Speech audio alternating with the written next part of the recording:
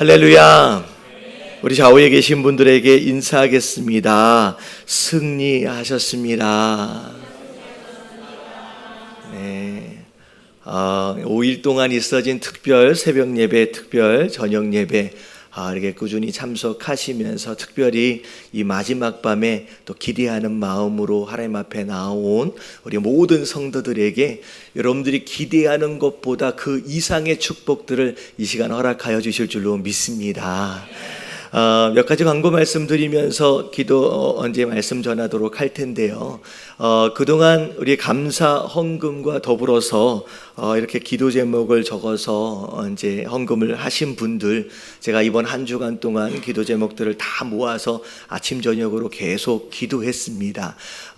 이 시간 이후로 예배 들어오기 전에 제가 마지막으로 딱 정리해서 올라왔는데요.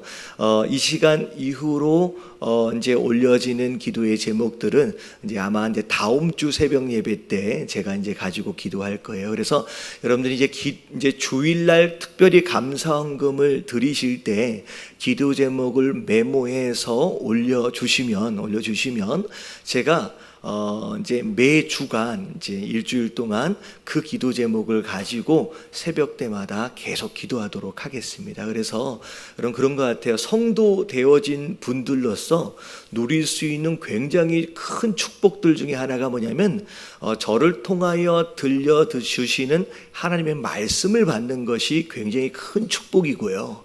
말씀만 받는 것으로 머물지 마시고 제가 성도들의 이름을 불러가면서 제가 기도할 수 있도록 여러분들이 담임 목사의 기도를 받으면서 신앙생활을 하는 것이 얼마나 중요하고 귀한 것인지 여러분 그렇게 참여해서 함께 기도할 수 있도록 도와주시면 되겠습니다. 그리고 이번에 새벽 예배가 쭉 진행되어지는 가운데 많은 기도 제목들이 올라오기를 하나님 우리 예담교회가 성령 충만하고 기도로 충만한 교회가 더 되었으면 좋겠습니다. 그래서 여태껏 소예배실에서 우리가 새벽 예배와 저녁 기도 모임을 했었거든요. 근데 이번에 이 기도 제목들과 더불어서 하나님께서 주신 감동이 사실은 소예배실이 점점 좁아지기 시작했어요. 지난주까지만 해도 우리가 이제 성도들이 많이 모여서 그래서 자 이제 다음 주서부터는 이 본당에서 이제 새벽 예배와 더불어서 이제 저녁 기도 모임까지 이 본당에 옮겨져서 함께 예배하고 기도하기로 했습니다. 그래서 여러분들 시간이 되시면 계속 와서 기도해 주시고 이번 일주일 동안 꾸준히 참여하신 분들은 이게 사실 영적으로 이게 발동을 걸어가지고 탄력을 받았거든요. 근데 이것을 금방 멈춰버리지 마시고 여러분 일주일에 몇 번이라도 여러분들 지정하셔서 함께 모여서 기도하고 여러분 예배하실 수 있는 저와 여러분들 되시길 주님의 이름으로 축원합니다. 자, 오늘 마지막 날입니다. 오늘 마지막 날 하나님 우리에게 허락하시는 말씀이 시편 94편 1절서부터 14절까지 말씀입니다. 자, 한 절씩 교독하도록 하겠습니다. 여호와여 복수하시는 하나님이여 빛을 비추어 주소서. 세계를 심판하시는 주여 일어나사 교만한 자들에게 마땅한 벌을 주소서. 여호와여 악인이 언제까지 개가를 부르리이까. 그들이 마구 짓거리며 오만하게 떠들며 죄악을 행하는 자들이 다 자만하나이다. 여호와여 그들이 주의 백성을 질밥으며 주의 소유를 곤고하게 하며 과부와 나그네를 죽이며 그 아들을 살해하며 말하길 여호와가 보지 못하며 야곱의 하나님이 알아차리지 못하리라 하나이다. 백성 중에 어리석은 자들아 너희는 생각하라. 무지한 자들아 너희가 언제까지 지혜로울까. 귀를 지으시니가 듣지 아니하시랴. 눈을 만드시니가 보지 못 아니하시랴. 뭇 백성을 징벌하시느니 곧 지식으로 사람을 교훈하시는 이가 징벌하지 아니하시랴. 여호와께서는 사람의 생각이 허무함을 아시느니라. 여호와여 주로부터 징벌을 받으며 주의 법으로 교훈하심을 받는 자가 복이 있나니. 이런 사람에게서는 환난의 날을 피하게 하사 악인을 위하여 구덩이를 팔 때까지 평안을 주시리라. 여호와께서는 자기 백성을 버리지 아니하시며 자기의 소유를 외면하지 아니하시리로다. 아멘. 자, 오늘 말씀을 보면 1절에 뭐라고 나와 있느냐? 여호와여 복수하시는 하나님이여, 복수하시는 하나님이여 라고 부르면서 이 시편이 시작됩니다. 아마도 이 시편을 기록하고 있는 이 사람이 지금 삶을 통하여 굉장히 고통을 당하고 있는 것 같아요. 특별히 환경을 통한 고통이기보다는 특별히 자신을 괴롭게 하는 원수가 있는 것 같아요. 그래서 하나님께 뭐라고 기도하느냐? 나를 괴롭게 하고 힘들게 만드는 저 원수를 뭐 해달래요? 복수해달래요. 여러분, 이 대목을 보면서 우리가 잘 알아야 돼요. 여러분, 시편의 내용들을 쭉 보면 시작할 때의 찬양과 마무리할 때의 내용이 달라요. 자, 기도를 시작할 때는 당장 내가 만난 문제로 인하여 이 문제에 집중하게 됩니다. 하나님, 이 문제를 빨리 풀어주세요 라고. 그리고 나를 괴롭히는 누군가의 원수가 있다라고 한다면, 하나님, 저 원수를 가만히 두면 안 됩니다 라고 원수에 대하여 보응하실 것과 복수하실 것에 대해서 막 기도해요. 그게 기도를 맨 처음에 할 때에 우리 마음을 따라서 기도할 때 그렇게 기도가 시작됩니다. 근데 여러분, 구약에 있는 시편들을 잘 읽어보면 시작할 때는 문제에 집중하지만, 시작할 때는 원수에 대하여 집중하지만, 이게 기도가 이게 밑으로 진행되어져 가면 갈수록 이 기도의 내용이 바뀌어가게 돼요. 여러분, 이게 굉장히 중요합니다. 여러분, 기도한다라고 하는 것은 곧 무엇이라고 얘기할 수 있느냐? 하나님과 교제하는 거예요. 여러분, 하나님과 대화하는 거예요. 여러분, 내가 맨 처음에 기도할 때는 문제와 원수가 중요한 것 같아서 기도를 하는데, 계속 기도를 하다 보면 내가 만난 문제와 원수가 아니라 더 중요한 것들을 발견해 가기 시작한다는 거예요. 더 중요한 게 뭐냐? 진리예요. 더 중요한 게 하나님의 은혜거든요. 더 중요한 게 하나님의 뜻이거든요. 그래서 기도를 오랫동안 하시는 분들은 이 기도를 통하여서 하나님의 뜻을 찾아가게 돼 있다라는 거예요. 여러분, 일주일에, 아니 하루에 밥 먹을 때만 3번 기도하시는 분들은 여러분 회개하시게 되길 주님의 이름으로 축원합니다. 아멘을 왜 안 하세요? 더 하시나 봐요. 여러분, 이건 기도긴 하지만 이건 기도 생활이라고 할 수가 없는 거예요. 여러분, 진짜 깊이 있게 기도를 하면요, 여러분 앞에 기도할 때와 뒤에 기도할 때가 달라지게 돼 있어요. 왜냐하면 내가 기도를 할수록 하나님의 마음을 알아져 가고요, 내가 기도를 할수록 하나님의 뜻을 찾아가기 때문에 결국 이 내용도 앞에는 원수를 보응해달라고 복수해달라고 기도를 했지만 나중에 뒤로 가면서 뭘 얘기하고 있느냐? 우리 인생 중에서 무엇이 지혜로움이고 무엇이 어리석음이냐라고 하는 진리, 하나님의 뜻을 찾아가기 시작한다는 거예요. 여러분, 이런 기도 생활로 인하여서 우리가 자꾸 우리 문제에 집중하는 것이 아니라 여러분 하나님의 뜻을 향하여 여러분 그 방향으로 나아갈 수 있는 저와 여러분들 되시길 주님의 이름으로 축원합니다. 그래서 1절부터 7절까지를 이야기하면 다 그 얘기예요. 하나님, 악인들이 진짜 지금 너무 잘 되고 있는데, 맨날 승리하고 있는데 하나님 그들을 그냥 내버려 두시겠습니까?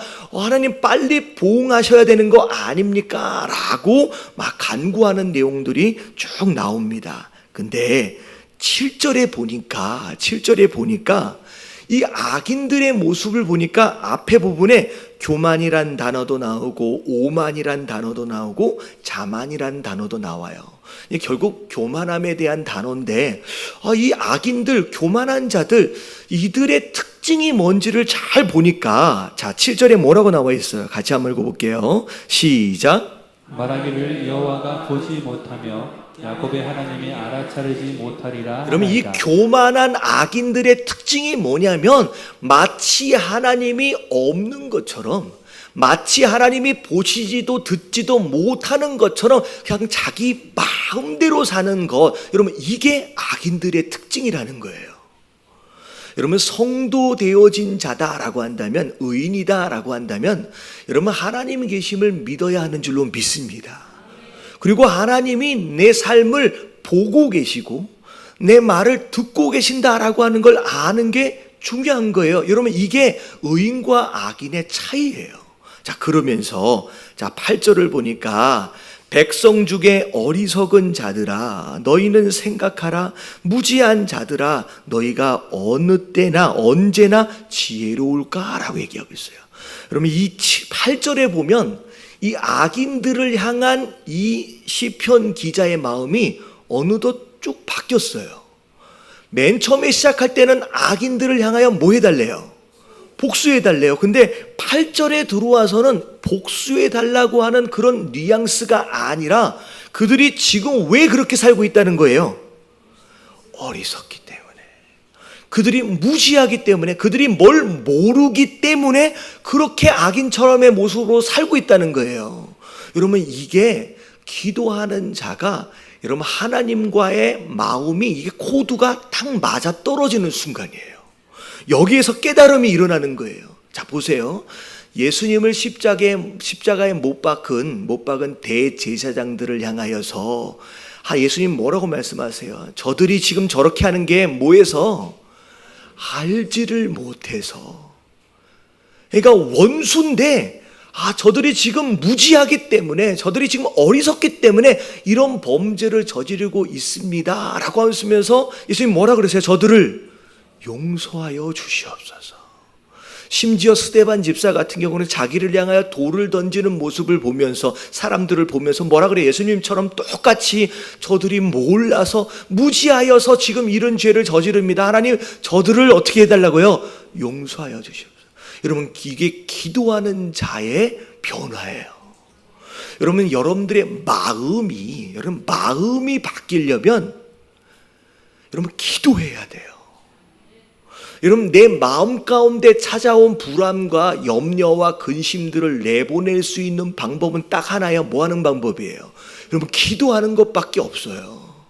여러분, 내가 예수님을 점점점 닮아가기 원한다. 여러분, 뭐밖에 없어요? 여러분, 기도하는 방법밖에 없어요. 여러분, 기도해야 우리가 예수님의 뜻, 하나님의 뜻을 알고 그 뜻과 더불어서 내가 조금이라도 변화되어질 수 있다는. 여러분, 우리의 마음은 기도를 통하여 변화되는 거예요. 자, 변화된 거예요.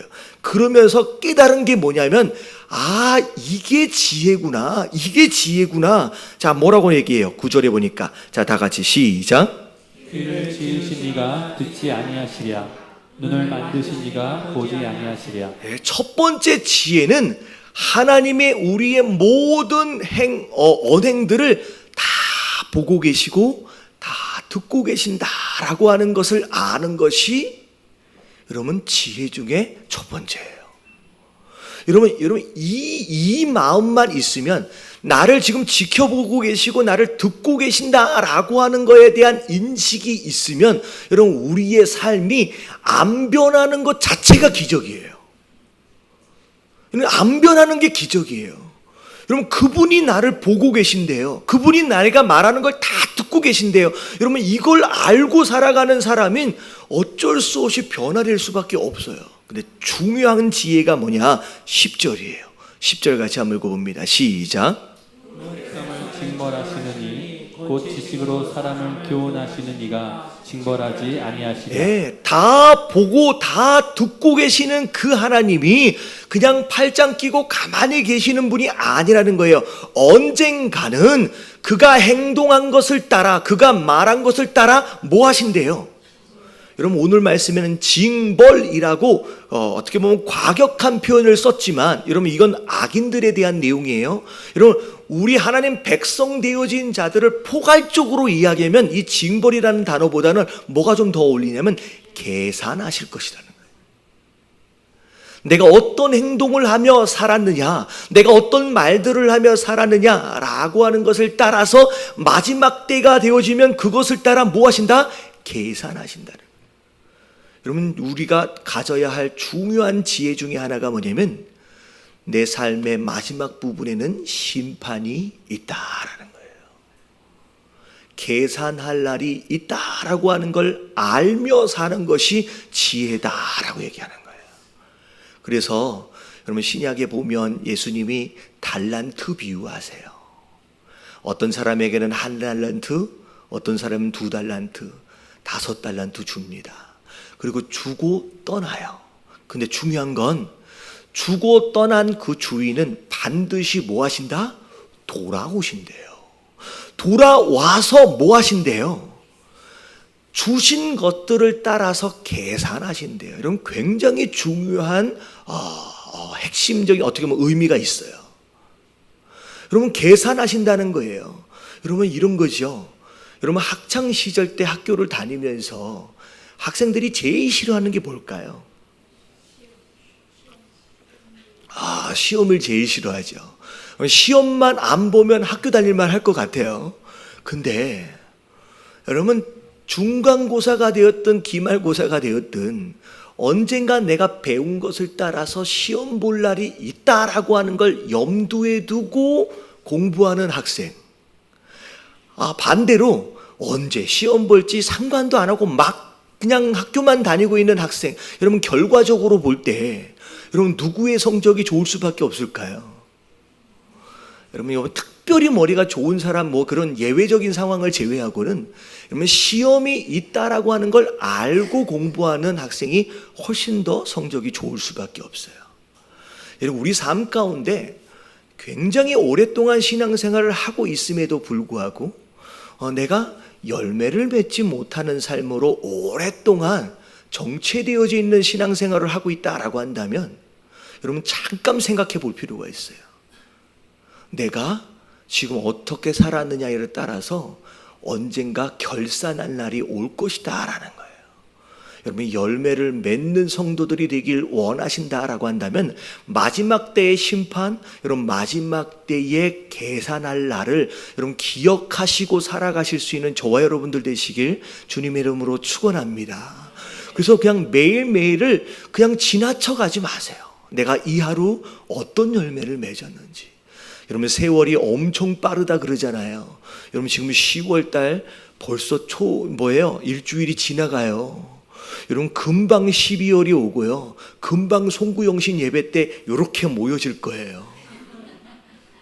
여러분 송구영신 예배 때 이렇게 딱 모여지는 순간 과연 내가 2018년도 하나님께 올려드릴 만한 열매가 어디 있을까라고 한번 돌아볼 때 작년처럼 똑같이 아무것도 없네 라고 말할 수밖에 없는 성도들이 있을 거라는 거예요. 여러분 금방금방 가요. 솔직히 2018년 돼서 18이라고 하는 숫자가 익숙해지면 질만 하니까 벌써 끝나가요. 여러분 19년도 마찬가지 그렇게 될 거예요. 여러분 2020년도 제가 어렸을 때는 2020년도가 되면요 자동차가 다 하늘을 날 것처럼 생각했어요. 근데 어느덧 2020년이 됐어요. 이제 곧 온다고요. 여러분 잘 생각하시고 여러분 하루하루를 여러분 결산할 날을 대비하여 살아가실 수 있는 저와 여러분들 되시길 주님의 이름으로 축원합니다. 근데 이 뒤에 말씀을 보면 참 재미있는 말씀이 있어요. 결산할 때가 올 텐데 여러분 결산을 할 때 하나님 백성 되어진 자들을 위한 결산과 하나님 백성이 아닌 자들을 향한 결산이 달라요. 여러분 하나님의 자녀가 아닌 자들을 향한 결산 심판은 그냥 무엇에 대한 심판이냐? 지옥에 대한 심판이에요. 근데 하나님 백성 되어진 자들에 대한 심판은 여러분 징벌이나 지옥 심판에 대한 내용이 아니라 반대로 우리가 이 땅을 살아가면서 맺은 열매에 대한 뭐예요? 여러분 상급에 대한 심판입니다. 왜 이렇게 되는지를 보면 그 다음 절에 12절을 보면 같이 한번 읽어봅니다. 시작. 여호와여 주로부터 징벌을 받으며 주의 법으로 교훈하심을 받는 자가 복이 있나니. 하나님의 백성이 아닌 자들은 나쁜 짓을 막 하고 다녀도 여러분 하나님이 손을 안 대요. 여러분 하나님 손을 안 대요. 그건 누구 자식이기 때문에. 여러분 하나님 자녀가 아니기 때문에 손을 안 대요. 하지만 하나님의 자녀가 되어진 자들은 여러분 요만큼만 잘못해도 무슨 일이 벌어져요? 여러분 하나님은 매를 드십니다. 여러분 이 말씀이 바로 그 말씀이에요. 여호와여 주로부터 징계를 받으며 주의 법으로 교훈하심을 받는 자가 뭐가 있다? 복을 있다. 여러분 내가 잘못했을 때 하나님이 나를 때리신다.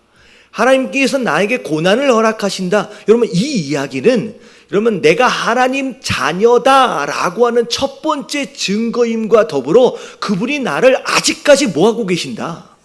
사랑하고 계신다라고 하는 거에 대한 증거예요.